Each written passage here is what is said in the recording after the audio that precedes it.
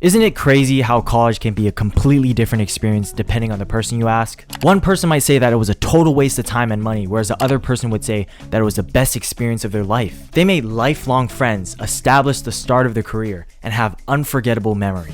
So how can the same place leave such different impressions? Well, as a grandpa 4th year here, I'll be showing you 1st, 2nd, and 3rd years the ins and outs of university, so you can make the most out of your college experience. And if you're a graduate, let me know if you agree with what I'm saying. Let's start off with the first yet most important topic, declaring your major. Maybe you have or haven't decided on your major yet, but you have to do your research. Don't just blind dart it, actually look up the majors that have the highest satisfaction, the highest salary, and fits your criteria or needs. You should be expecting a career out of what you study, so I'll look up vlogs of videos and people who work in that career, and then get a glimpse of how your future would look like if you were to go down that field of study. And you're gonna come across a dilemma where you can either choose something that makes you happy or something that makes you money. If you chose to be a liberal arts major, that's good for you, pursuing your passions and whatnot, living your dreams. But don't be talking about oh, my job isn't paying me enough. Cause you chose that major that's notorious for unemployment. You chose your tax bracket. You should have known that your major doesn't make money like that. Nobody held you at gunpoint to make that decision. So why are you complaining about something that was in your control? The only exception I give to this is computer science majors, cause yeah, it's tough. And on the other end, you could choose a major like accounting, make a shit ton of money and hate your job, and it's like, I know you want to be financially free, but you're losing your hairs over this. Is it really that worth it? So I would personally choose a balance with a major that makes a decent amount of money and a job that I can relatively enjoy, or at least not hate it. It can be skewed a little bit to the left or a little bit to the right, but never too far on one side. Moving on to picking your classes. Most, if not all, colleges should have some sort of roadmap for your major, so you could check it out to make sure that you're on track with the right courses to take. And as a good safety, you should use the resources that school provides for you and talk to your advisor about your class requirements in the future. Because the last thing you want is to be missing a class that is a prerequisite that is blocking you out from taking a class in the future, or a class that you haven't taken that's preventing you from graduating. When choosing a professor, use this website, ratemyprofessor.com. This is where students can give Yelp reviews on their professors, so you can see the ratings of the previous student that took this professor. The rating can be separated for each course they teach, and it also gives a divide between the quality of professor and the difficulty of the course. Within the reviews, you can sometimes see how their grading system is like, such as if they're very homework reliant on how your grade will be, or if they're very test reliant. So when you end up seeing multiple professors teaching the same course, this website is definitely going to come in handy. This isn't sponsored, by the way. When it comes to scheduling, there's this canon event that every high school graduate goes through. They'll choose 9 a.m. classes because that doesn't sound too bad because they had to wake up way earlier back then in high school. Don't be that person. That decision is a start to a downward spiral for skipping all your classes. For some reason, college attendance doesn't seem as bad as skipping days in high school, even though you pay for it. But even if a college professor requires attendance or not, you should still go to maximize your experience. Just don't be that guy and pick the 9 a.m. morning classes. Another mistake is having too many open gaps. Look at this schedule. We got big sections of breaks in between classes. And these 40-minute to 1-hour breaks is gonna be too short to do anything productive, yet too long for it to just be a passing period and completely waste your time. Cause you're gonna be like, oh, I just got off class.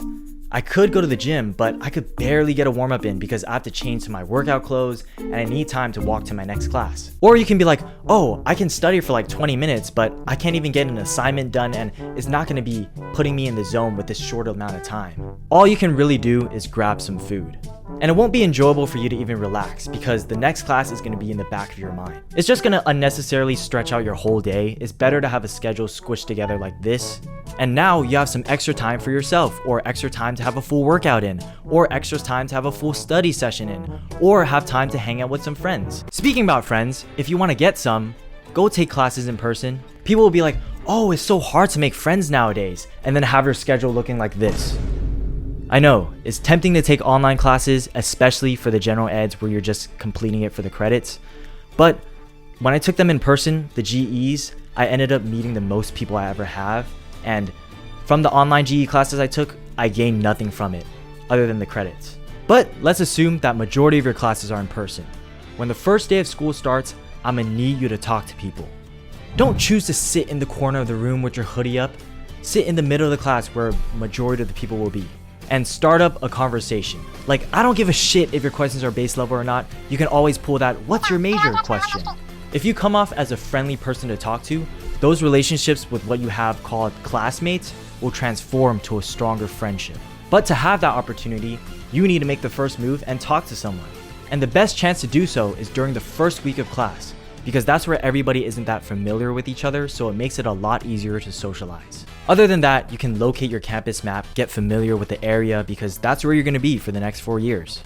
From there, you can figure out the hangout spots people are in, or go to school events to engage in activities to build any connections, so you can at least get your money's worth of college with campus life as well as meeting more friends. For example, the school library is a great place to take a break in or get some work done. You can do the same thing at home, but if you're at home studying, you're gonna get too comfortable and lay in bed, scroll through your phone, all of that.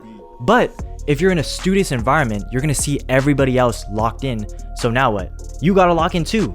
You can't scroll through your phone when everybody else is zoned into their work. And when it comes to academic success, there are 2 general rules of thumb that you should always follow. Use AI to your advantage.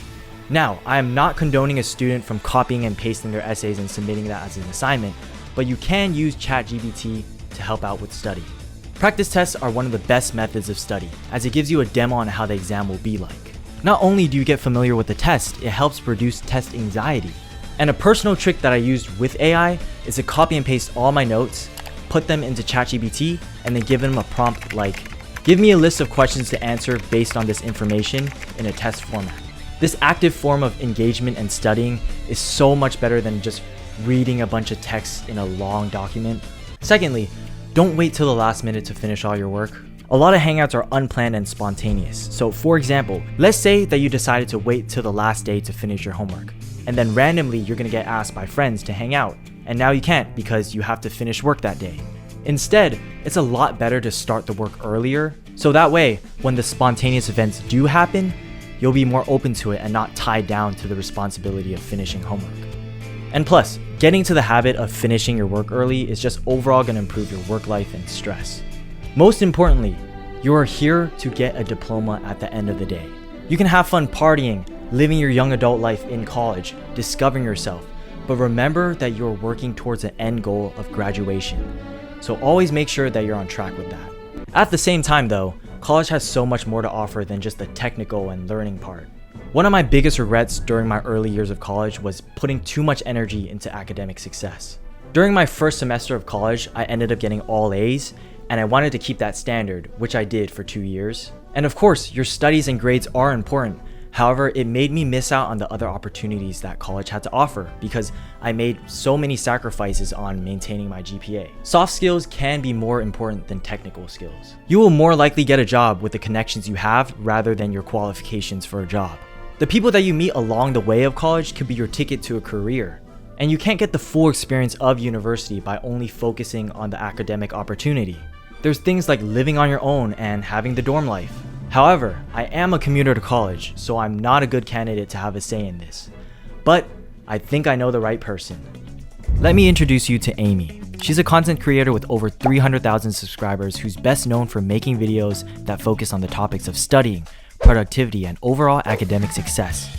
And she does have the reputation to back it up, being a graduate of Caltech while maintaining a 4.0 GPA. And guess what? She dormed in college. So I asked her to join me on a call because I knew her experience would be very insightful.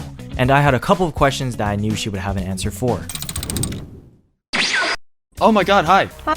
Hi, Amy. I just want to say thank you for taking your time out to join this call. I have like a list of questions that I wrote to kind of prepare for, I guess, this questionnaire thing. Okay, sure. Yeah, whenever you're ready.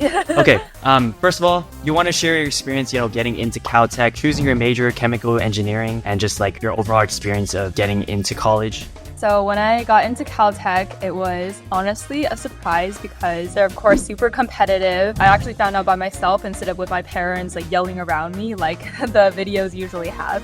Choosing my major was based on my interest at the time, so it was chemistry, AP chemistry. I had a really great teacher, and also because my strength is math, so I wanted to combine those somehow. I also thought that chemical engineering would be a very versatile major such that I can help the environment. I can work in medicine and do a variety of different things. As far as going to college itself, I think that it was about time to leave home. It's like as you get older, you realize that you are meant to go explore into the wild and see who you are without your childhood home, without your childhood friends, and without your family. So that was kind of a natural step, but I was honestly just really excited to meet new people. My public high school, I honestly didn't feel like I fit in very well. And at Caltech, I found the best sense of community I ever could. It was the friends that I made from the first week that really kept me going. How did you get into like that position where you were able to meet new people? Is there anything you did where you stepped out of your comfort zone or any events that you went in college? I think that the baseline understanding is that there are other students there just as nervous as you, just as unfamiliar as you. If you imagine yourself standing there and then a random person goes like, "Hey, what's up? Who are you?" You would be so happy, right? Like you'd be like, "Oh, thank goodness they talked to me." So I think that's a really important realization. So then you can be the person to reach out and to make that first step. I really used that kind of mindset. And so when I was moving into my dorm, I saw this Taiwanese girl and then I just said, "Hey, what's up?" Talked to her and then we're friends to this day. Is there any challenges you face with like independence? Because you would have to do your own cooking, your own cleaning, your own budgeting, and you won't have like parents monitoring you, which could be a good thing or a bad thing. To be fair, I was on the meal plan, so I didn't have to cook myself, but I did have to be a little more mindful of what I was eating since my mom wasn't telling me like, "Oh, be healthy about this." So as far as learning other things, I realized that if your parents and like people slightly older than you can figure it out, then you're smart enough to figure it out as well. With independence as a whole, I felt like I no longer had to always filter what I was doing through my parents' approval. Being able to keep your own schedule without someone nagging on you, that's a skill of being proactive that you should be building even before you attend college. What do you think is more important, just the academic part of college or social? Okay, so you're not gonna like this answer, but I think you need a balance. I was kind of creative in combining socializing with working. So when you're working on a set together and you're like crying over organic chemistry at 1 a.m., you really develop bonds with people, and those are some strong bonds. So you can kind of like do both at the same time. That's kind of the way that I think about it. This is the last question I have, but looking back on your college journey, do you have any regrets or feel like you should have done anything differently? So my biggest regret is COVID, but that is not something in my control. I honestly don't have any regrets because I truly maximize my time. Like even though chemical engineering had the most number of requirements for graduation, I still tried to live in those first 2.5 years as if it was the last year of college. Like I still had that attitude that even when I was busier with coursework, I still made time to socialize. I went to Hollywood. I went to eat in so many delicious places in K-Town. I really spread out a lot of those experiences instead of just being like, "Hey, I'm going to do everything senior year." Because I think that's what a lot of people do. It's like, I will grind now and then my schedule will be lighter and then I can do all the fun things senior year. But I didn't have a senior year. So imagine how regretful I would be about my own decisions if I was thinking, I'm gonna grind now, play my senior year, But instead, I think it was just the idea that today is today, tomorrow is tomorrow, that I'm gonna make the most of what I have right now.